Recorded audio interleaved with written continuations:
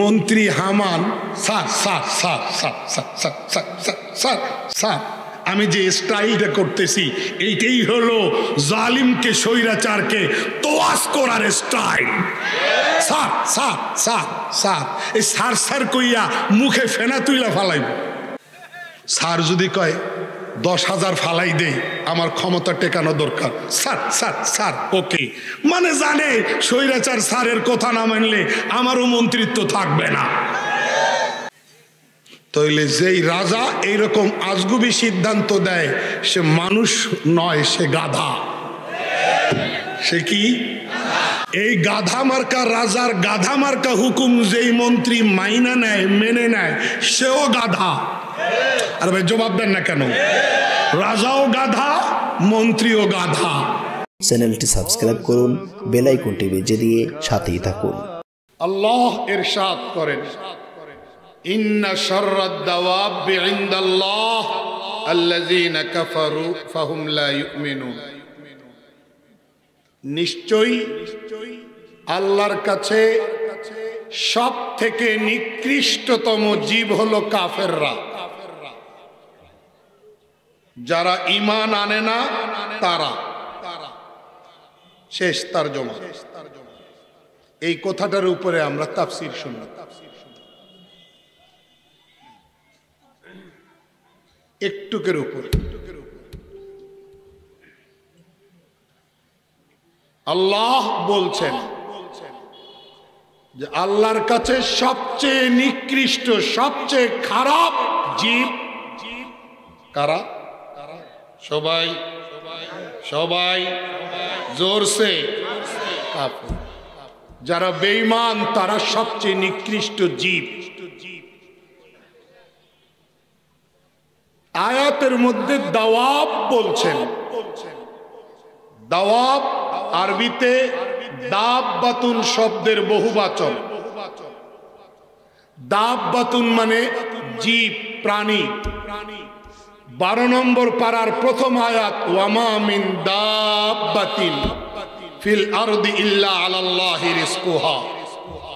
পৃথিবীতে এমন কোন প্রাণী নাই যে প্রাণীর রিজিকের দায়িত্ব আল্লাহ গ্রহণ করেন নাই।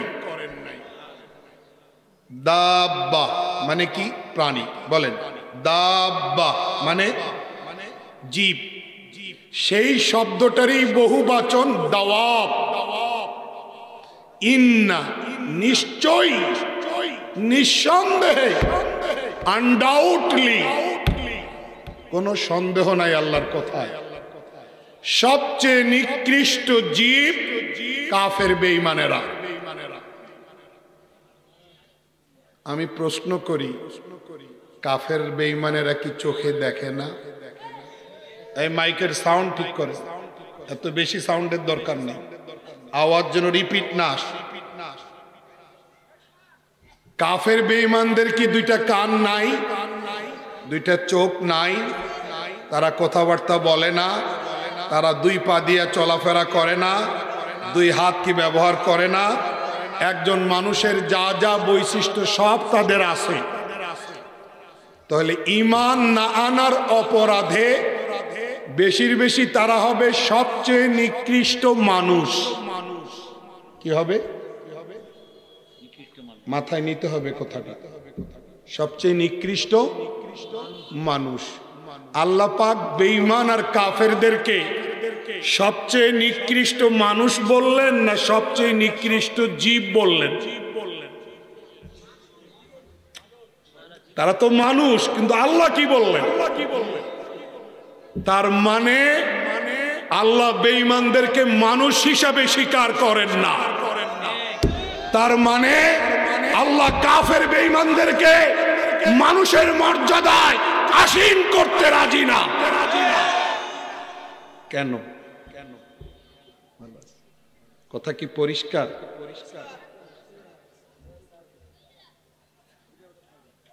কে মানুষ আর কে মানুষ না, এই বৈচিত্র্যময় পৃথিবীতে কোটি কোটি মানুষ। কে অরিজিনাল মানুষ, কে নকল মানুষ, কে সত্যিকার মানুষ, কে মানুষরূপী অমানুষ। এটা নির্ধারণ করার অধিকারটা কার? জবাব জবাব আমার আগের মেহমান বয়ানও করেছেন, চাঁদাও উসুল করেছেন, আপনারা দিয়েছেন। আমি কোনো টাকা চাঁদা উসুল করি না, আমি প্রশ্নের জবাব উসুল করি। কে মানুষ আর কে মানুষ রূপী অমানুষ, এটা ডিসাইড করার, নির্ধারণ করার অধিকারটা অ্যাকচুয়ালি কার? জোরে নাকি জাপান জার্মানের, ফ্রান্স রাশিয়ার, চীন ভারতের, আমেরিকা লন্ডনের? না না না না, তারা কি মানুষ তৈরি করেছে? তারা কি মানুষ সৃষ্টি করেছে? স্রষ্টা হবেন একজন আর আসল নকল ডিক্লেয়ার করবেন আরেকজন। এটা কি হয়? তাহলে কে অরিজিনাল, কে ডুপ্লিকেট, কে আসল, কে নকল? মানুষ জাতির মধ্যে এটা ডিসাইড করার একমাত্র অধিকার যিনি স্রষ্টা তার, আর কারো না। তাই কথাগুলা ক্লিয়ার হলে জবাব দেবেন। আল্লাহ এক্স্যাক্টলি যথার্থ বলেছেন। এই কথাগুলো পৌঁছে দিতে হবে সব জায়গায়। আপনারা বাসা বাড়িতে ব্যবহার করার জন্য লাইট ব্যবহার করেন কিনা? যে লাইটগুলো খুঁটির সাথে জ্বলছে এগুলাকে টিউব লাইট বলা হয়, এগুলাকে বাল্ব বলা হয়। ব্যবহার করার জন্য কিনেন কিনা? জলঢাকা বাজার থেকে যখন দোকান থেকে কিনেন টেস্ট করেন কিনা? সিস্টেম করা আছে কিনা? যদি টেস্ট দিয়ে দেখেন জ্বলে না, কিনবেন অর্ধেক দামে? জবাব জবাব অর্ধেক দামে, 4 ভাগের 1 ভাগ দামে। তাহলে তার মানে বস্তুটার নাম লাইট, উদ্দেশ্য তার আলো দেওয়া। এই উদ্দেশ্য আপনি পান নাই, আপনি তাকে লাইট হিসেবে স্বীকার করতে রাজি না। সঠিক? আচ্ছা, ফ্যান কিনতে গেছেন, বাতাস নাই, কিনবেন? তার মানে এটাকে আপনি ফ্যান হিসেবে স্বীকার করতে রাজি না। 10 টাকার একটা কলম কিনতে গেছেন, একটা অক্ষরও লেখা বের হয় না, 10 টাকা দিয়ে কলমটা কিনবেন? তাহলে যেই লাইট আলো দেয় না, আকৃতিতে লাইট হলেও কার্যত লাইট নয়। যে ফ্যান বাতাস দেয় না, ঘুরে না, আকৃতিতে দেখতে ফ্যান হলেও কার্যত ফ্যান নয়। যেই কলম দিয়ে একটা অক্ষরও লেখা বের হয় না, সেই কলম দেখতে কলম হলেও বাস্তবে কলম নয়। যেই মাইক দিয়ে সাউন্ড বের হয় না, সেই মাইকে দেখতে মাইক হলো কার্যত মাইক নয়। তফসির কর্তৃপক্ষ তাকে ভাড়া নেবে না, ঠিক না বে ঠিক? আমার কথা বুঝেন? চশমা দিয়ে দেখা না গেলে চশমা চশমা নয়, ঘড়িতে টাইম না থাকলে ঘড়ি ঘড়ি নয়, মাইকে সাউন্ড না থাকলে মাইক মাইক নয়, কলম দিয়ে লেখা বের না হলে কলম কলম নয়, লাইটে আলো পাওয়া না গেলে লাইট লাইট নয়, পানিতে পানির ফাংশন পাওয়া না গেলে পানি পানি নয়, আগুন যদি না পুড়ায় না জ্বালায় আগুন আগুন নয়। যে মানুষ পৃথিবীতে আগমন করেছে মানুষ রূপ নিয়া, অথচ তার বোধ শক্তিকে কাজে লাগাইয়া ঈমান আনতে পারে নাই, কে তার স্রষ্টা এটা আবিষ্কার করতে পারে নাই, কে তার রব এটার পরিচয় অর্জন করতে পারে নাই, তার গোলামি আর দাসত্ব করার সিদ্ধান্ত নিতে পারে নাই, সে আকৃতিতে মানুষ হলেও বাস্তবে সে মানুষ নয়। ক্লিয়ার? পরিষ্কার? তাহলে বুঝলেন সবাই। আল্লাহর কাছে শুকরিয়া আদায় করেন যে আল্লাহর কাছে আমরা যারা কালেমাওয়ালা, আমরা যারা ঈমানওয়ালা, আমরাই আল্লাহর কাছে অরিজিনাল মানুষ। আর সমস্ত বেঈমান কাফেররা ডুপ্লিকেট মানুষ। অরিজিনাল মানুষ মোহতারম হাজিরিন, বেঈমানদেরকে আল্লাহ রাজত্ব দিয়েছেন, দেন নাই? রাজা হওয়া প্রকৃত মানুষ হওয়ার মাপকাঠি নয়। রাষ্ট্র ক্ষমতা পাওয়া প্রকৃত মানুষ হওয়ার মানদণ্ড নয়। রাজধানী ঢাকার অভিজাত এলাকায় 10টা-20টা বহুতল বাড়ির মালিক হওয়া প্রকৃত মানুষ হওয়ার মাপকাঠি নয়। ফেস কাটিং, চেহারা সুরত সুন্দর হওয়া প্রকৃত মানুষ হওয়ার মাপকাঠি নয়। খুব সাবলীলভাবে বক্তব্য দিতে পারা প্রকৃত মানুষ হওয়ার মাপকাঠি নয়। প্রকৃত মানুষ হওয়ার মাপকাঠি হলো ঈমান। কি কি কি জোরসে কি সবাই? প্রকৃত মানুষ হওয়ার মাপকাঠি ঈমান যার আছে তিনিই প্রকৃত মানুষ। ঈমান যার নাই, রূপে আর আকৃতিতে মানুষ, কার্যত মানুষ নয়। সিদ্ধান্তটা কার? কার? তা আল্লাহর সিদ্ধান্ত, মানতে হবে না আমাদেরকে? আল্লাহ অন্য জায়গায় বলেছেন লাহুম কুলুবুল লা ইয়াফকাহুনা বিহা। বেঈমানদের বোধ শক্তি আছে, কিন্তু এই বোধ শক্তিকে কাজে লাগাইয়া যে সিদ্ধান্ত তাদের থেকে আসা দরকার, সেই সিদ্ধান্ত নেওয়ার জন্য তারা তার ব্রেন আর বিবেক আর বুদ্ধিকে কাজে লাগায় না। অতএব তাদেরটা বিবেক নয়। ওয়ালাহুম আয়ুনুল লা ইউবসিরুনা বিহা, তাদের চোখ আছে বটে কিন্তু তারা তা দিয়ে দেখে না, মানে যা দেখা তা দেখে না। তাদের কান দুইটা আছে কিন্তু শুনে না, মানে যা শোনার দরকার তা শুনে না। তাহলে চোখ থাকার পরেও, কান থাকার পরেও, বিবেক থাকার পরেও আল্লাহ বলেন উলাইকা কাল আনআম, তারা চতুষ্পদ জন্তু জানোয়ারের মতো। আর এক ধাপ এগিয়ে আল্লাহ বলেন বালহুম আদল, চতুষ্পদ জন্তু জানোয়ারের চেয়েও আরো নিকৃষ্ট। কথা বলেন নেই? যারা কুকুর বিড়ালের চেয়েও নিকৃষ্ট, গরু ছাগলের চেয়েও নিকৃষ্ট, হাঁস মুরগির চেয়েও নিকৃষ্ট, শ্রীগাল আর বানরের চেয়েও নিকৃষ্ট, তারা রাজা হইলেই আমার কি যায় আসে? কথা বলেন না কেন? তারা প্রেসিডেন্ট হলে আমার কি যায় আসে? তাদের লিডারি দিয়ে আমার কি হবে? তাদের মোড়লিপনা দিয়ে আমার কি যায় আসে? এইরকম মোড়ল আর রাজা তো ফেরাউনও ছিল, এইরকম মোড়ল আর রাজা তো নমরুদও ছিল, এইরকম শাসন ক্ষমতা আব্রাহারও ছিল, এইরকম রাষ্ট্র ক্ষমতা তো হামান আর সাদ্দাদেরও ছিল। সুতরাং তারা রাষ্ট্র ক্ষমতা পেয়েও কুকুর আর বানরের চেয়েও, শ্রীগাল আর বিড়ালের চেয়েও তারা খারাপ। কত পরিষ্কার! আল্লাহ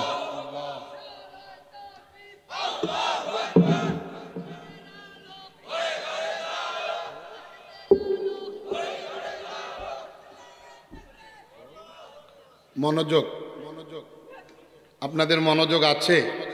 তাহলে কথার মূল ফাউন্ডেশনটা আমরা অলরেডি দিয়ে দিচ্ছি। এই ফাউন্ডেশনের উপরে আমরা স্ট্রাকচার তুলব, এই ফাউন্ডেশনের উপরে আমরা এখন বিল্ডিং তুলব। এটা হলো মূল জায়গা। ফেরাউন বিশাল বড় রাষ্ট্রের রাজা। মুসা আলাইহিস সালাম তার কাছে খবর নিয়ে আসলেন, আল্লাহর একত্ববাদের দাওয়াত নিয়ে আসলেন। আল্লাহ একজন উপরে আছেন আসমানে, ঈমান আনো তুমি।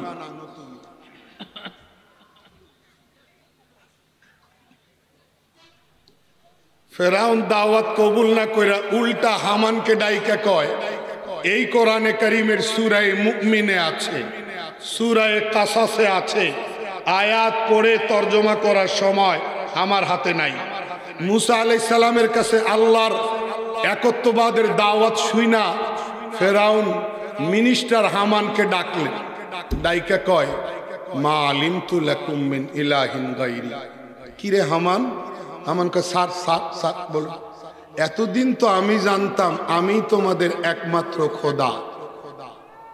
নাউজুবিল্লাহ পড়বেন না? আমি ছাড়াও যে আর একজন খোদা আছে এটা তো আমার জানাই ছিল না। উনি আবার আর এক খোদার খবর নিয়ে আসছে। উনি কে চিনছেন তো? মুসা আলাইহিস সালাম। হামান, তুমি পানি আর মাটি মিক্সড করে মশলা বানাও, ইট বানাও, ইট আগুনে দাও, পাকা ইট দিয়ে আসমান পর্যন্ত বিল্ডিং বানাও।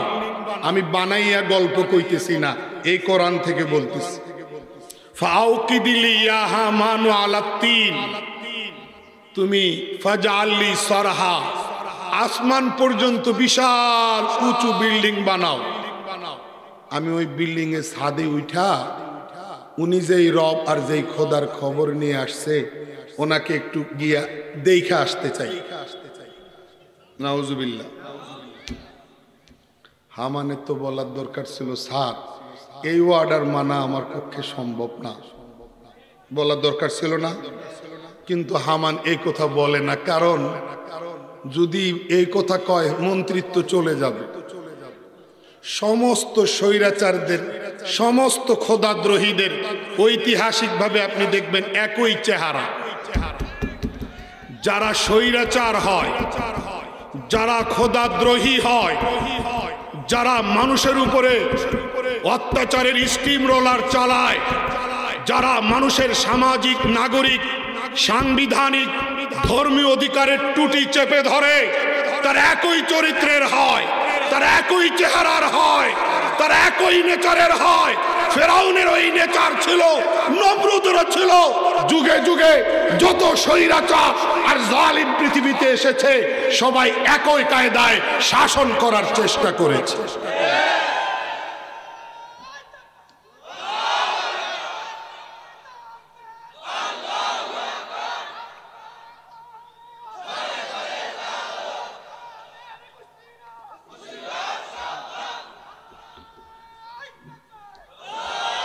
কি আশ্চর্য, ফেরাউন অর্ডার দিল, অর্ডারটা কি বলেন? আসমান পর্যন্ত বিল্ডিং বানাও। এই কোরআনে কারীমের সূরা মুমিন, সূরা কাসাস। পৃথিবীতে শুনছেন কোন ইঞ্জিনিয়ার এই চিন্তা করছে আসমান পর্যন্ত বিল্ডিং বানার? আজকে যে আমি প্লেনে আসলাম, এই প্লেন পাইলট বলতেছে আমরা 16,000 ফিট উঁচুতে উড়ে 50 মিনিট সময়ের মধ্যে আমরা ঢাকা থেকে সৈয়দপুরে ল্যান্ড করব। এটা হলো ডোমেস্টিক ফ্লাইট। আভ্যন্তরীণ ফ্লাইটগুলো কোনোটা 14,000, কোনোটা 15,000, 16,000 ফিট উঁচুতে উড়ে। আর আমরা যখন দেশের বাইরে ফ্লাই করি, দেশের বাইরে যাই 50,000, 60,000, 55,000 ফিট উঁচুতে উড়ে। 60,000, 50,000 ফিট উপরে উঠার পরও উপরে কোনো কিনারা পাওয়া যায় না। পৃথিবীর কোনো ইঞ্জিনিয়ার বা ইঞ্জিনিয়ারের টিম এইরকম কোনো গবেষণা করছে, সিদ্ধান্ত নিছে যে আসমান ছোঁয়া বিল্ডিং বানাবে? মনে হয় এ পর্যন্ত নেয় নাই, আগামীতে নিবে। ভাই চিন্তা করে বলেন, জবাব দেন। আগামীতে এইরকম কোনো সিদ্ধান্ত আসবে? কারো পক্ষে সম্ভব? তাহলে যেই সিদ্ধান্তটা পৃথিবীর কোনো ইঞ্জিনিয়ার নিতে রাজি নয়, নেবেও না, নেয় নাই, এইরকম একটা আজগুবি সিদ্ধান্ত একটা রাজা, একজন রাজা কিভাবে মন্ত্রীকে দেয়? তাহলে যেই রাজা এইরকম আজগুবি সিদ্ধান্ত দেয় সে মানুষ নয়, সে গাধা। সে কি? এই গাধা মার্কা রাজার গাধা মার্কা হুকুম যেই মন্ত্রী মাইনা নেয়, মেনে নেয়, সেও গাধা। আর ভাই জবাব দেন না কেন? রাজাও গাধা, মন্ত্রীও গাধা। মন্ত্রী হামান, স্যার আমি যে স্টাইলটা করতেছি এইটাই হলো জালিমকে, স্বৈরাচারকে তোয়াজ করার স্টাইল। এই স্যার কইয়া মুখে ফেনা তুইলা ফালাইবে। স্যার যদি কয় 10,000 ফালাই দেই, আমার ক্ষমতা টেকানো দরকার, স্যার ওকে, মানে জানে স্বৈরাচার স্যারের কথা না মানলে আমারও মন্ত্রিত্ব থাকবে না।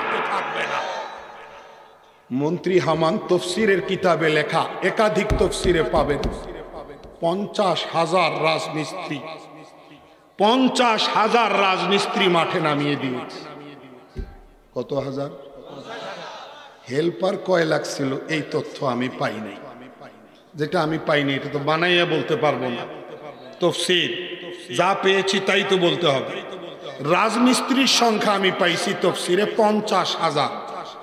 50,000 রাজমিস্ত্রি ডে নাইট দিবারাত্রি কাজ চালাচ্ছে। কিছু দূর যাওয়ার পরে বিল্ডিং কিছু দূর যাওয়ার পরে জিবরাইল আলাইহিস সালাম এসে একটু হাত লাগাইছে, আর ঠাস করে 3 টুকরা হয়ে মাটিতে পড়ে গেছে। ফেরাউন কয়, এটা কি হইল? এটা কি সম্ভব? জোরে বলেন। তাহলে রাষ্ট্র ক্ষমতায় বৈশা, রাজার চেয়ারে বৈশা, রব চিনে না, রাজা কে বানাইলো সেই দাতাকে চিনে না, উল্টা আসমান পর্যন্ত বিল্ডিং বানাইবার আজগুবি অর্ডার দেয়, তাকে আপনারা মানুষ বলার জন্য তৈয়ার?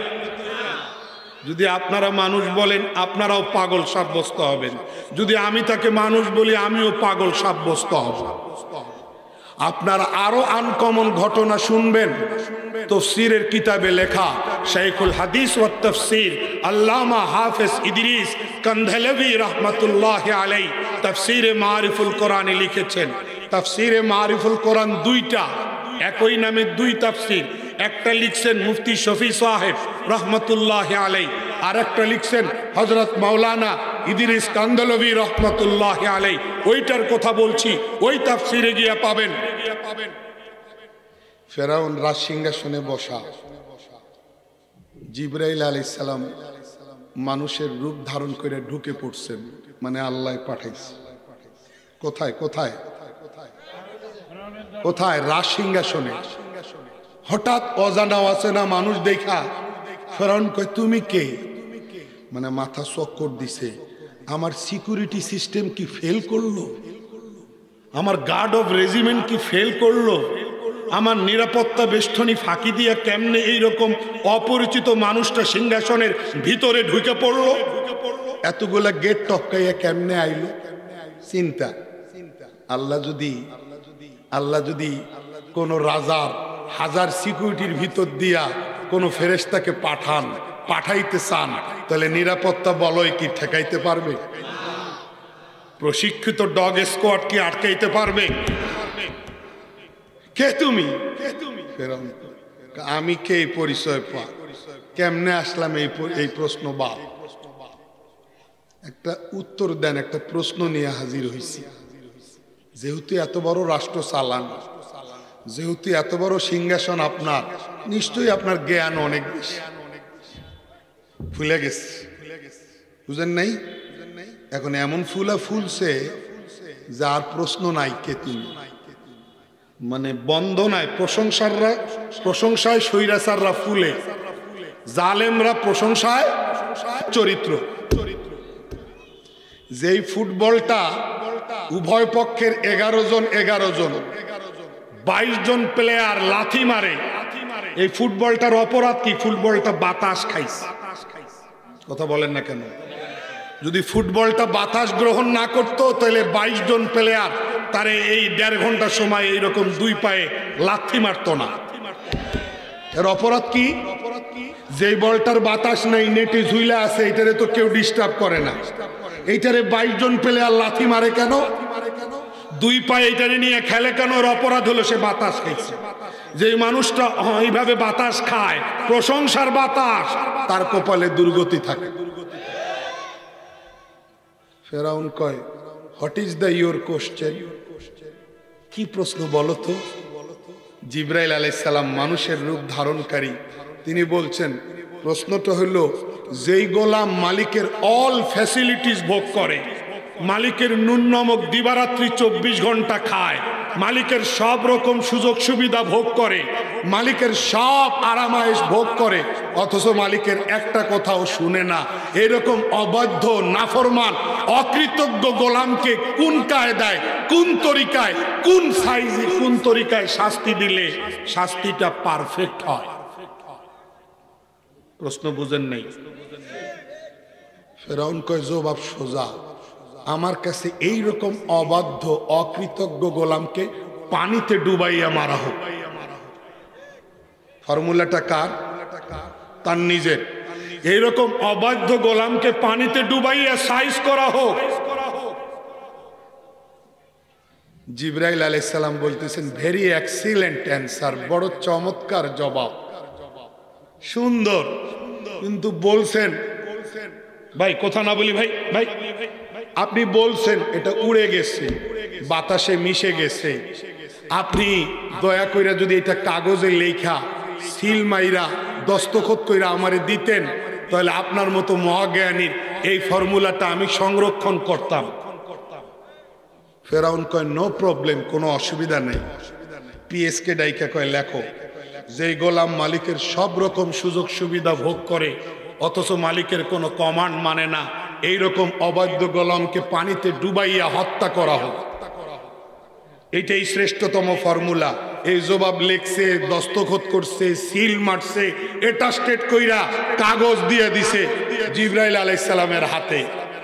জিবরাইল আলাইহিস সালাম কাগজ নিয়ে আসসালামু আলাইকুম, বুঝলো না জানলো না যে কে এই অবাধ্য খোদাদ্রোহীর কাছ থেকে দস্তখত সহ জবাব উসুল করলেন, এটা ফেরাউন ভুলেও জানলো না। যখন মুসা আলাইহিস সালাম ফেরাউনের ধাওয়া মোকাবেলা করছেন, নদী সামনে, আল্লাহ কি করব, পিছনে ফেরাউন সৈন্যবাহিনী, আমি আমার হাজার হাজার অনুসারী বনি ইসরাইলকে নিয়ে যাচ্ছি, আল্লাহ সামনে নদী পার হব কেমনে? আল্লাহ কয় ওয়াহাইনা ইলা মুসা আনিদ্রিব বিআসাকাল বাহার, আমি তোমার একটা পাওয়ারি লাঠি দিছি, মুজিজার লাঠি। ওই লাঠিতে এমনি এমনি দেই নাই, ওই লাঠি দিয়ে পানিতে আঘাত করো। মুসা আলাইহিস সালাম ওহির আদেশের সামনে মাথা নত করলেন, সঙ্গে সঙ্গে সেই মুজিজার পাওয়ারফুল লাঠি দিয়া পানির উপরে আঘাত করলেন। তাৎক্ষণিক রেডিমেড প্লেন মসৃণ এক চমৎকার রাস্তা তৈরি হয়ে গেল। কে বানাইলেন? কে বানাইলেন রাস্তাটা? জোরে কে বানাইলেন? আল্লাহ। রড লাগছে, সিমেন্ট, বালু ট্রাক, শিফটিং কঙ্কর, ইঞ্জিনিয়ার, ডিজাইন, সময়। আল্লাহ চাইলে মুহূর্তের মধ্যে নদী আর সাগরের বুকে 1 মিনিটেই নিমিষেই রাস্তা তৈরি হয়। এটা যিনি পারেন তিনিই রব, এটা যে পারেন না তার রব হওয়ার কোনো সুযোগ। রাস্তা দিয়া মুসা আলাইহিস সালাম বনি ইসরাইলকে নিয়ে পার হয়ে গেলেন। একই রাস্তা ফেরাউনও পার হইতে চায়। মিডিলে যাওয়ার পরে রাস্তা মিশে যায়, ফেরাউন পানিতে ডুবতে শুরু করে। যখন ফেরাউন পানিতে ডুবে তখন চিৎকার কইরা কয় আমানতু বিরব্বিল আলামিন, আমি রব্বুল আলামিনের উপরে ঈমান আনলাম। রব্বি মুসা ওয়া হারুন, মুসা আর হারুন আলাইহিস সালামের রব যিনি, তার উপরে ঈমান আনলাম। আল্লাহ কয় এতদিন পর, সময় তো ফিরে গেছে, সময় তো আর নাই। ফেরাউনের এই ঈমান আনার ঘোষণা কোনো কাজে আসলো না। रोने का वक्त जब रोया नहीं, वक्त जाने के बाद रोने से कुछ फायदा नहीं। কান্না করার সময় থাকতে যদি কেউ 1 ফোঁটা পানি ফালায়, অনুশোচনার আগুনে, অনুতাপের আগুনে তিলে তিলে দগ্ধ হয়ে যদি 1 ফোঁটা পানিও চোখ দিয়ে গড়িয়ে পড়ে, এটা বড় উপকারে আসে। আর সময় শেষ হওয়ার পরে যদি কান্না করে বিছানা বালিশও ভিজাইয়া ফালায়, কোনো লাভ নাই। ফেরাউন ঈমান আনার ঘোষণা দিছে, কিন্তু কোনো লাভ হইল না। মাথা পানির নিচে যাইতেছে, বডি চলে গেছে। তখন ফেরাউন কয় আচ্ছা আমি তো ক্রিমিনাল, ঠিক আছে, তা আমারে এইভাবে মারা হইতেছে কেন? আমারে আরেকভাবে মারা হোক।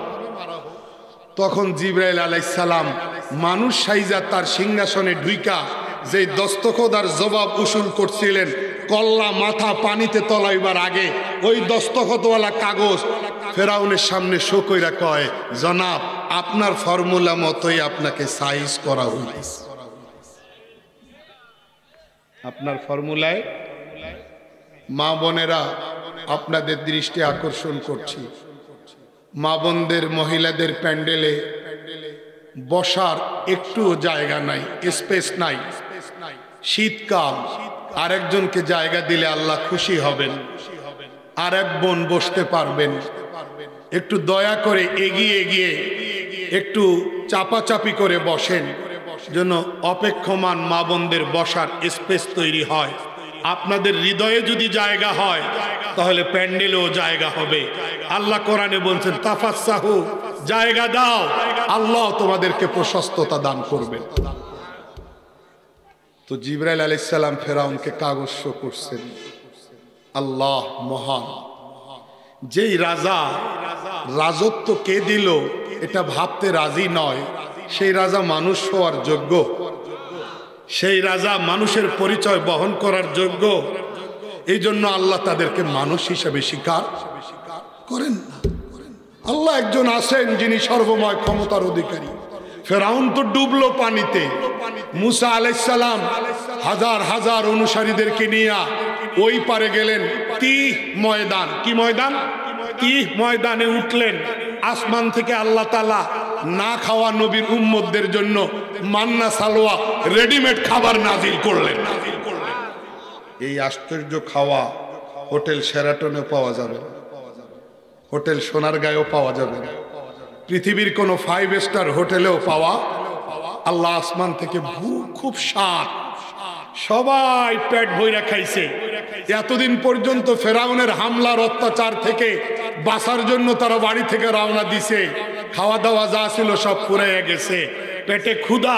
আল্লাহ আসমান থেকে মেহমানদারির জন্য মান্না সালোয়া নাজিল করছেন, খাইয়া দাইয়া পেট ভরে গেছে। এখন হাজার হাজার উম্মত আইসা পয়গম্বরে খোদা মুসা কালিমুল্লাহ আলাইহিস সালাতু ওয়াস সালামকে বলছেন, খাওয়া তো মজা কইরা খাইলাম, পানি নাই, পানি পানি। মুসা আলাইহিস সালাম আল্লাহরে কয়, আল্লাহ আমার উম্মত তো খাইয়া খুশি, কিন্তু ওয়াটার ইজ লাইফ, পানির অপর নাম জীবন। আল্লাহ একটু পানির ব্যবস্থা চাইতেছে তারা। আল্লাহ কয় ও আওহাইনা ইলা মুসা আনিদ্রিব বিআসাকাল হাজার, এই কোরআনে আছে। আল্লাহ বলেন আমি তখন মুসা আলাইহিস সালামকে আদেশ দিলাম, ওহী পাঠাইলাম যে তোমাকে লাঠি দিছি, এমনি এমনি দেই নাই, এই লাঠি দিয়া তুমি পাথরে আঘাত করো। মুসা আলাইহিস সালাম পাথরে আঘাত করলেন, 12টা ঝর্ণা সেখানে তৈরি। পানি, হাজার হাজার মানুষ পেট ভইরা ড্রিঙ্কেবল ওয়াটার, ফ্রেশ স্বচ্ছ পানি পান করলেন। কে পানির ব্যবস্থা করলেন? আল্লাহ চাইলে পাথর থেকে পানি বের করেন, আল্লাহ চাইলে সাগরের উপরে রাস্তা তৈরি করেন। কে করেন? আব্রাহা আর একজন গাধা। সারা দুনিয়ার মুসলমানেরা কাবা ঘরকে তওয়াফ করে, কাবা ঘরকে রেসপেক্ট করে, কাবা ঘরকে তাজিম করে, কাবা ঘরকে সম্মান করে। কেন? তার গা জ্বলে, তার জেলাসি, তার হিংসা। এই জন্য সে তার এলাকায় এরকম একটা ঘর বানাইয়া সবাইরে কয় তোমরা এইটা তওয়াফ করো। একজনে ভিতরে ঢুইকা পায়খানা করে দিস, টয়লেট করে দিস, মেজাজ গেছে বিগড়াইয়া। কি আমি বানাইলাম বিকল্প আর একটা, এটার অবমাননা করলো। আরে আহাম্মক, তুই আব্রাহার শাসনকর্তা, তুই তোর গোয়েন্দা ডিপার্টমেন্ট দিয়া কে টয়লেট করলো, কে তোর এই ইবাদত খানার অবমাননা করলো, সে আসামিটারে ধইরান। কিন্তু সে সেই দিকে না গিয়া সে আর এক গাঁজাখুরি সিদ্ধান্ত নিল, আমি বিশাল মস্ত বড় হাতি বাহিনী নিয়ে কাবা ঘরকে ভ্যানিশ করে দিয়ে আসবো, একটা একটা করে ইট খুলে ফেলে কাবাকে মাটির সঙ্গে মিশাই আসবো। দাপট দেখছেন? হে তার শাসন ক্ষমতার বলে ক্ষমতার দাপট দেখাইয়া আল্লাহর ঘর কাবা ঘর ভাঙতে আসবে, আর আল্লাহ আঙ্গুল তুলবে। আসছেও মক্কার কাছে আইসা, মক্কার কাছে আইসা অল্প কয়েক মাইল দূরে সেই স্বৈরাচারী স্টাইলে, স্বৈরাচারী মনোভাব নিয়া লোক পাঠাইছে, এই যা মক্কার নেতা কারা তাদেরকে সবাইকে আসতে বল, আমি কথা বলবো। স্বৈরাচাররা এইরকমে কথা কয়। খবর পাইয়া মক্কার নেতৃবৃন্দ হাজির। ওই টিমের মধ্যে আল্লাহর রসুলের দাদা আব্দুল মুত্তালিবও ছিলেন। নবী দুনিয়াতে আসেন নাই, নবীজির দাদা, তিনি শীর্ষ মুরব্বী, শ্রদ্ধেয় মুরব্বী, তিনি টিমে ছিলেন। সব নেতৃবৃন্দ সহ আব্রাহার কাছে আসছেন, সামনাসামনি বসছেন। আব্রাহা ভাষণ দেওয়া শুরু করছে। ভাই মনোযোগ আছে? আব্রাহা ভাষণ দিতে শুরু করেছে, এ আমার প্ল্যান, আমি এই কাবা ঘরের একটা একটা ইট খুলে ফেলবো, মাটির সঙ্গে মিশাইয়া তারপরে যাব। এই ঘর আর এই পৃথিবীর মানচিত্রে থাকবে না। এটা মাই প্ল্যান, আমার পরিকল্পনা। আপনাদেরকে ডেকেছি, আমার এই পরিকল্পনা, আমার এই ঘোষণা শোনার পরে আপনাদের কি কোনো বলার আছে? কোনো কিছু প্রতিক্রিয়া আছে? বুঝেন নাই?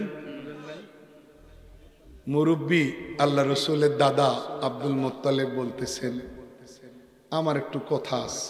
কি কথা? আমি শুনছি আপনার সৈন্যরা আমাদের মক্কাবাসীদের অনেকের উটগুলা নিয়ে গেছে। উট তো তখন দামি সম্পদ। আপনার সৈন্যরা আমাদের মক্কাবাসীদের উটগুলা ছিনতাই করে নিয়ে গেছে। আপনার কাছে আমাদের একটাই আবেদন, আমাদের উটগুলা ফেরত দেন।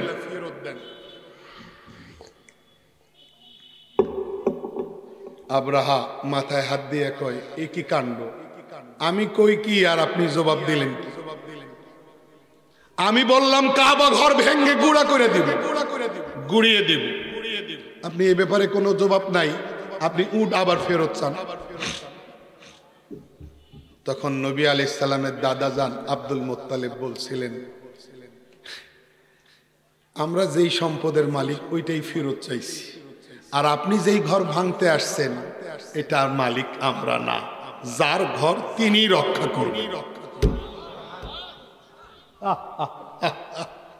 ঈমান, যার ঘর তিনি রক্ষা করবেন, বিশ্বাস এটা না। আল্লাহ এই বিশ্বাসের মর্যাদা রাখছেন কি রাখেন না?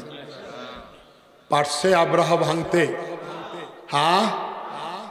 সূরা মায়েদা 114 সূরার এক সূরার নাম সূরা মায়েদা। সূরা মায়েদার মধ্যে আল্লাহ বলেছেন, জাআলাল্লাহুল কাবাতাল বাইতাল হারামা কিয়ামাল লিন-নাস।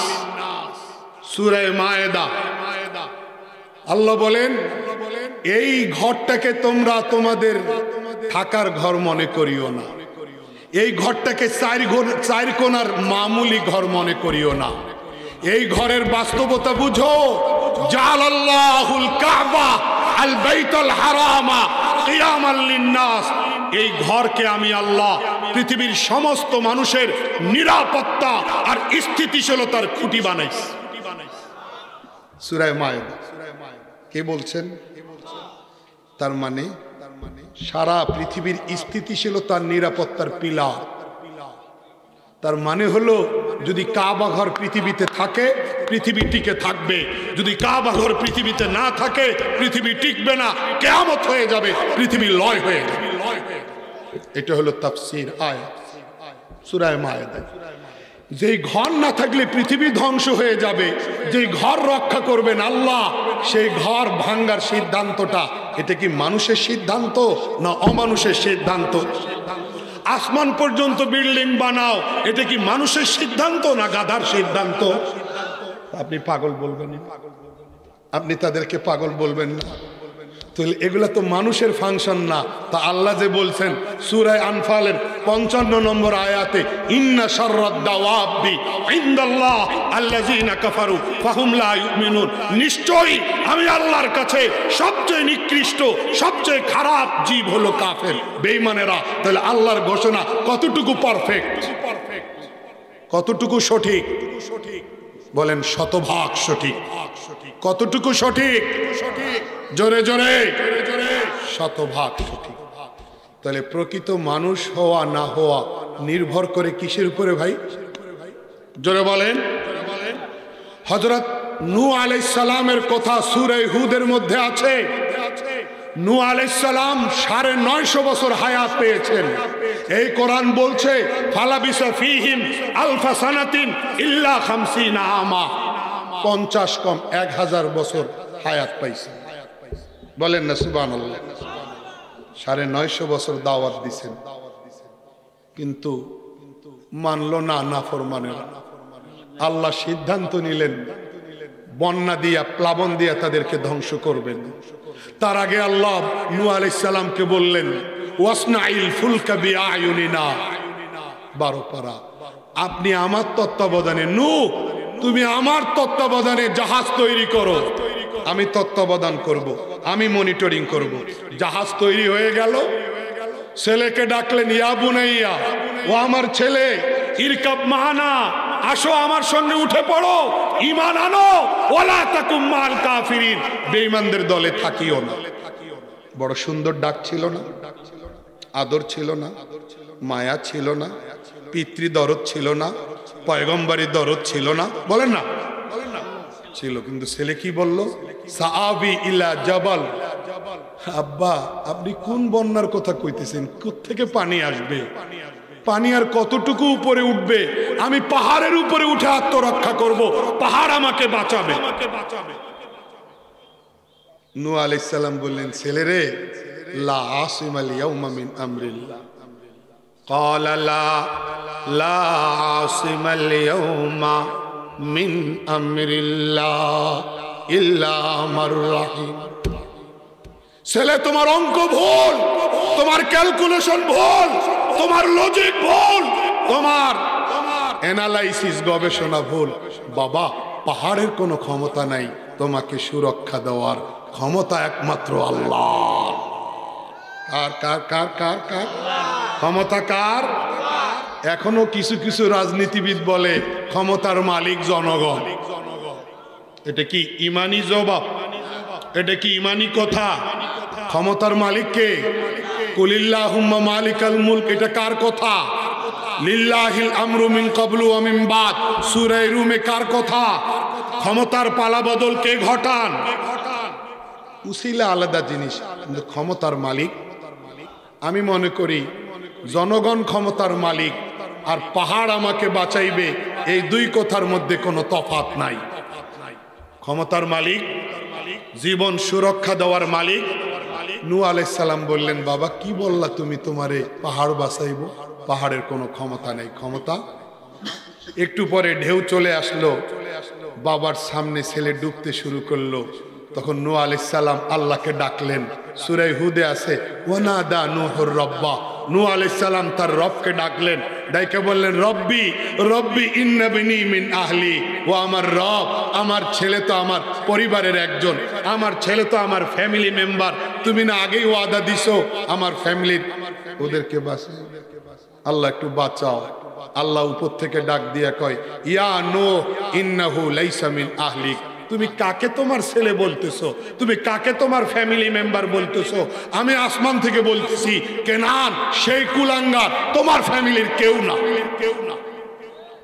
তাহলে আল্লাহ এখানেও মানুষ হিসাবে গণ্য করতেছেন না। আল্লাহ এখানেও নূহ আলাইহিস সালামের ফ্যামিলি মেম্বার হিসাবে কেনানকে স্বীকার করতেছেন না। আসেন ইব্রাহিম আলাইহিস সালাম কিয়ামতের দিনে ওনার কাফের বাবা আজরের ব্যাপারে আল্লাহর কাছে আপিল করবেন, আল্লাহ আমার বাপটাকে একটু মুক্তি দাও। কে আপিল করবে? জবাব নাই। কার কাছে আপিল করবেন? পয়গম্বর আর বন্ধু নবীর এই দরখাস্ত শুনলে ওখানে কোনো হরতাল হবে, কোনো স্ট্রাইক হবে, ধর্মঘট হবে? পৃথিবীর কারো কোনো প্রশ্ন করার সাহস আছে, শক্তি আছে? কিন্তু আল্লাহ করবেন না। এখানে নূহ আলাইহিস সালাম আপিল করলেন, ছেলের ব্যাপারে আল্লাহ নাকচ করে দিলেন। কিয়ামত দিবসে ইব্রাহিম আলাইহিস সালাম বাবার ব্যাপারে আবেদন করবেন, সেটাও আল্লাহ কি করবেন? আরে ইব্রাহিম আলাইহিস সালাম তো বন্ধু নবী, চিনবেন কিরকম রিলেশন? মালাকুল মউত আজরাইল আলাইহিস সালাম জান কবজ করতে আসছে হযরত ইব্রাহিম আলাইহিস সালামের। ইমাম গাজালি রাহমাতুল্লাহ আলাইহি লিখছেন, ইব্রাহিম আলাইহিস সালাম জান কবজকারী ফেরেশতাকে চিনা বলতেছেন, তুমি জান কবজ করবা, রেডি আমি, কিন্তু আমার একটা প্রশ্নের জবাব দাও। আমাকে আল্লাহ বন্ধুর মর্যাদা দিছে, তো এটা কেমন বন্ধুত্ব যে বন্ধু হইয়া বন্ধুর জান কবজ করার জন্য তোমারে পাঠাইল? বুঝলেন না? ও মালাকুল মউত, জান কবজকারী ফেরেশতা, এটা কেমন বন্ধুত্ব যে বন্ধু হইয়া বন্ধুর জান কবজ করার জন্য তোমারে পাঠাইল। আল্লাহ সাথে সাথে আসমান থেকে বলেন, বন্ধু আগে আপনি জবাব দেন, এটা কেমন বন্ধুত্ব যে বন্ধু হইয়া বন্ধুর কাছে আসতে চায় না, প্রশ্ন করে। ইব্রাহিম আলাইহিস সালাম বলেন, আর দেরি, আমি রেডি, আমি রেডি। ইব্রাহিম আলাইহিস সালাম তো ওই নবী যিনি কাবার ইতিহাসের সাথে মিশে আছেন, সত্য না মিথ্যা? ইব্রাহিম আলাইহিস সালাম তো ওই পয়গম্বর যিনি কুরবানির ইতিহাসের সাথে মিশে আছেন, যিনি হজের আনুষ্ঠানিকতার সাথে মিশে আছেন। অত্যাচারের স্টিম রোলার বয়ে গেছে, চলছে, কিন্তু আল্লাহর দুয়ার থেকে, আল্লাহর দরবার থেকে 1 মিনিটের জন্য তিনি ডিসকানেক্টেড হন নাই। এরকম একজন বন্ধু নবী আল্লাহর কাছে কিয়ামতের দিনে আপিল করবেন, রব্বি রব্বি ইন্নাকা ওয়া'আদতানি, আল্লাহ তুমি ওয়াদা দিছো আমাকে, আনলা তুখজিনি ইয়াউমা ইউবাসুন, কিয়ামতের দিনে আমাকে তুমি লাঞ্ছিত করবে না। তো আল্লাহ, এর চেয়ে বড় লাঞ্ছনা, এর চেয়ে বড় অপমান আর কি হতে পারে? যা আমার পিতা তোমার রহমত থেকে, তোমার দয়া থেকে বঞ্চিত, তাকে তুমি জাহান্নামের আগুনে নিক্ষেপ করবা। আল্লাহ তুমি ওয়াদাটা রাখো, আমাকে আজকের দিনে, কিয়ামতের দিনে অপমানিত করিও না, আমার বাপটাকে মুক্তি দাও। আল্লাহ বন্ধু নবীর কিয়ামত দিনে আপিলের জবাবে বলবেন, ইন্নী ইন্নী হারামতুল জান্নাতা আলাল কাফিরিন। বুখারী শরীফের হাদিস। আল্লাহ সরাসরি নাকচ করে দিয়ে বলবেন, ইব্রাহিম বন্ধু আমার, বন্ধুত্ব সঠিক। আগুনে ফেলছিল নমরুদ, আগুনকে বাগান বানিয়ে দিছিলাম, আগুনকে ঠান্ডা করে দিছিলাম, আগুনের ক্ষমতা কেড়ে নিছিলাম, সব রিলেশন ঠিক, কিন্তু এই আবেদন মঞ্জুর করা যাবে না, কারণ কোনো কাফিরকে আমি জান্নাতে এলাও করব না, কোনো বেঈমানকে আমি বেহেশতে অ্যাকসেপ্ট করব না, সমস্ত বেঈমান আর কাফেরদের জন্য জান্নাতকে আমি হারাম করছি, অতএব এই আপিল নেওয়া যাবে। বুখারী শরীফের হাদিসের আরেকটু অংশ বাকি আছে। আল্লাহ বলবেন ইব্রাহিম আলাইহিস সালামকে, বাবার কুৎসিত চেহারা দেখে মায়া লাগছে, এই জন্য আবেদন করছো, চোখ নামাও, 2 পায়ের মাঝখানে তাকাও। বাবা আজরের চেহারা থেকে চোখ নামাইবেন, দেখবেন সামনে বাবা আজর আর মানুষ নাই, মানুষ নাই। বুখারী, ফায়ানজুরু, ইব্রাহিম আলাইহিস সালাম তাকাতেই দেখবেন একটা 4 পা বিশিষ্ট জন্তু। ফেরেশতারা পাও 4টা ধরে এই জন্তুটাকে জাহান্নামের আগুনে ফেলে দিবে। তার মানে বাবা আজরের আকৃতিটাও আল্লাহ নষ্ট করবেন। বোঝা গেল আল্লাহর ঘোষণা সত্য। আরে আমি বানাইলাম, এত সুন্দর চেহারা দিলাম, আরে মায়ের গর্ভে থাইকা একটু রক্তপিণ্ডের মধ্যে একটা সামান্য রক্তের মধ্যে কত সুন্দর চেহারাটা বানাইলাম। তুই মায়ের গর্ভে থাকা অবস্থায় তোকে আমি খাবার ডেলিভারি দিলাম, তুই মায়ের পেট থেকে বাহিরে আসলি, তোর জন্য আমি মায়ের স্তন থেকে চিনি মিশ্রিত, মিষ্টি মিশ্রিত দুধ ডেলিভারি দিলাম। তুই বান্দা আমারে চিনলি না, তুই আমারে চিনলি না, তুই আমাকে চিনলি না। তোর রূপ দিলাম আমি, তোর সৌন্দর্য দিলাম আমি, তোর লাবণ্য দিলাম আমি, তোর বয়স হইল, তোর দাঁত দিলাম আমি, মায়ের পেটে থাকা অবস্থায় তোর খাবার ব্যবস্থা করলাম আমি, বাহির হওয়ার পর তোর খাবার ব্যবস্থা করলাম আমি, তোরে ধরার জন্য 2 হাতে 10টা আঙ্গুল দিলাম, তোরে চলার জন্য 2টা পা দিলাম, তোরে দেখার জন্য 2টা লাইট দিলাম, তোকে 2টা কান দিলাম। দুনিয়াতে সব জায়গায় বিল দেস, তুই বিল দিয়া বিদ্যুৎ ব্যবহার করো, তুমি বিল দিয়ে গ্যাস ব্যবহার করো, তুমি আরে মোবাইলের টাকা দিয়ে এমবি কিনো তুমি, আর আমার দেওয়া লাইট ব্যবহার করো, কোনো বিল লাগে না। আমার দেওয়া কান ব্যবহার করো, কোনো বিল লাগে না। আমার দেওয়া বিবেক ব্যবহার করো, কোনো বিল লাগে না। গাড়িতে উঠো, বিল দাও। মোটরসাইকেল উঠো, মোটরসাইকেল পয়সা দিয়ে কিনো। তোমার পা 2টা ব্যবহার করো, এ পাশ থেকে ও পাশে যাও, কোনো বিল লাগে না। বাবা তুমি স্রষ্টা চিনলা না, তুমি তো মানুষ না, তুমি মানুষ রূপী অমানুষ। কথা ঠিক না বে ঠিক? আপনার হাতে আঙ্গুল কয়টা? এই হাতে কয়টা? আপনার হাতে মোট আঙ্গুল কয়টা? এটা কি তার কাটা লোহার রডের মতন শক্ত? এটা কি সুতার মতো নরম? যখন নরম করার দরকার তখন নরম করতে পারেন, যখন শক্ত করার দরকার তখন শক্ত করতে পারেন। আপনার একটা আঙ্গুল যদি না থাকে আর 4টা যদি ঠিক থাকে, তাহলে আপনার পুরো 4টা আঙ্গুলেই আপনার অকেজো হয়ে যাবে একটা না থাকার কারণে। ঠিক না বে ঠিক? আপনি 10টা আঙ্গুলকে কখনো 5টা কখনো 10টা হাজার হাজার কাজে ব্যবহার করেন। আপনি লেখা শুরু করেন 1 2 3 100 পার হয়ে যাবে, 1000 পার হয়ে যাবে, 10,000 পার হয়ে যাবে। আপনার 10 আঙ্গুলের কাজগুলি সিরিয়ালে শেষ হবে। যখন যেমন করে চান তখন তেমন করে ব্যবহার করেন। আপনি কাপ ধরার সময় 5টা আঙ্গুলকে একভাবে ব্যবহার করেন। আপনি মাইক্রোফোন ধরার সময় 5টা আঙ্গুলকে আরেকভাবে ব্যবহার করেন। আপনি চশমার গ্লাস ক্লিন করার সময় 2টা আঙ্গুলকে আরেকভাবে ব্যবহার করেন। আপনি গোসল করার সময় সাবান আর শ্যাম্পু শরীরে ডলার সময় হাতগুলিকে আঙ্গুলগুলিকে আরেকভাবে ব্যবহার করেন। আপনি মুরগি জবাই করার সময় আরেকভাবে ব্যবহার করেন। আপনি বাইক চালাইবার সময় আরেকভাবে ব্যবহার করেন। আপনি চামচ ধরার সময় আরেকভাবে ব্যবহার করেন। আপনি কলম দিয়ে লিখবার সময় আরেকভাবে ব্যবহার করেন। আপনি সুইয়ের ছিদ্রের মধ্যে সুতা ঢুকাইবার সময় 10টা আঙ্গুলকে আরেকভাবে ব্যবহার করেন। আপনি কাউকে চড়া থাপ্পড় দেওয়ার সময় আরেকভাবে ব্যবহার করেন। আপনি রশি টানার সময় আরেকভাবে ব্যবহার করেন। আপনি হ্যাঙ্কার ধরার সময় আরেকভাবে ব্যবহার করেন। আপনি মাথা চিরুনি করার সময় আরেকভাবে ব্যবহার করেন। আপনি নখ কাটার সময় আরেকভাবে ব্যবহার করেন। লক্ষ লক্ষ কাজে অনবরত আপনি হাজারো কাজে 10টা আঙ্গুলকে ব্যবহার করতেছেন। এই ক্যাপাসিটি, এই ক্যাপাবিলিটি, এই সক্ষমতা, এই যোগ্যতা আমেরিকার প্রেসিডেন্ট আমাকে আপনাকে দেয় নাই। পৃথিবীর কোন লিডার, কোন নেতা আপনাকে আমাকে দেয় নাই। এটা আমার রবের দান। ঠিক না বেটি? একজন মানুষ যদি তার অঙ্গ নিয়ে চিন্তা করে, একজন মানুষ যদি তার শরীরটা নিয়ে চিন্তা করে, তাহলে সে তো আল্লাহর সন্ধান পেয়ে যায়। আল্লাহ তো কোরআনে বলছেন আমাকে আবিষ্কার করার জন্য চন্দ্র নিয়ে গবেষণা করা লাগবে না, আমাকে আবিষ্কার করার জন্য চাঁদ আর সূর্যকে নিয়ে গবেষণা করা লাগবে না। ওয়াফি আনফুসিকুম আফালা তুবসিরুন, বান্দা আমি তোমার 3.5 হাত শরীরের মধ্যে রন্ধ্রে রন্ধ্রে, পয়েন্টে পয়েন্টে, জয়েন্টে জয়েন্টে আমার কুদরত দেখ, আমি স্রষ্টাকে আবিষ্কার কর। যারা পৃথিবীতে মানুষ হয়ে লিডারি করে, রাজ সিংহাসন চালায়, সাম্রাজ্য চালায়, আর লিডার হইয়া রবকে স্বীকার করে না, তারা মানুষ নয়, তারা শুয়োরের চেয়ে নিকৃষ্ট, তারা কুকুরের চেয়ে নিকৃষ্ট, তারা শ্রীগালের চেয়ে নিকৃষ্ট। তাই আল্লাহ বলেছেন ইন্না শাররাদ দাওয়াবি ইনদাল্লাহ আল্লাযীনা কাফারু, যারা আমি আল্লাহকে স্বীকার করে না, যারা আমার উপর ঈমান আনে না, তাদের ফেস কাটিং যতই সুন্দর হোক, তাদের বডি যতই সুঠাম দেহ হোক, তারা মানুষ নয়, তারা মানুষরূপী অমানুষ। তাহলে ভাই প্রকৃত মানুষ হওয়া না হওয়া নির্ভর করে কিসের উপরে? ঈমানের উপরে। কিসের উপরে? এই ঈমান আল্লাহ দিছেন। ভয়ে বা লোভে এই পরিচয় বিসর্জন দেওয়ার সুযোগ আছে? প্রশ্ন বুঝেন নেই। এত বড় পরিচয়টা ভয়ে বিসর্জন দেওয়া বা কোটি কোটি টাকার লোভে বিসর্জন দেওয়ার সুযোগ আছে?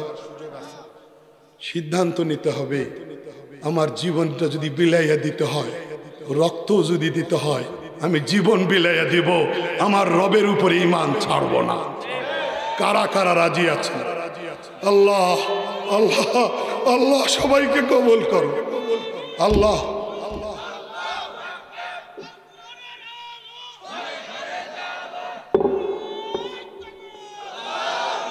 আমার কথাগুলা কি বুঝাইতে পারছি? সবচেয়ে দামি জিনিস সবাই, সবচেয়ে দামি পরিচয়, সবচেয়ে শ্রেষ্ঠতম পরিচয় ঈমান। ঈমান নিয়ে মরব, ঠিক আছে না? ঈমান বাঁচাইতে গিয়ে যদি আমার দোকান চলে যায় যাক, ঈমান বাঁচাইতে যদি আমার বাড়ি ভিটা যায় যাক, ঈমান বাঁচাইতে গিয়ে আমার জীবন যায় যাক, ঈমান ছাড়ব না। সিদ্ধান্ত একটাই, mountain can vanish, washing can dry, পাহাড় চূর্ণ বিচূর্ণ হতে পারে, সাগর সমুদ্র শুকে যেতে পারে, আমি আমার ঈমানের পরিচয় ছাড়ব না। চ্যানেলটি সাবস্ক্রাইব করুন, বেল আইকনটি বেজে দিয়ে সাথেই থাকুন।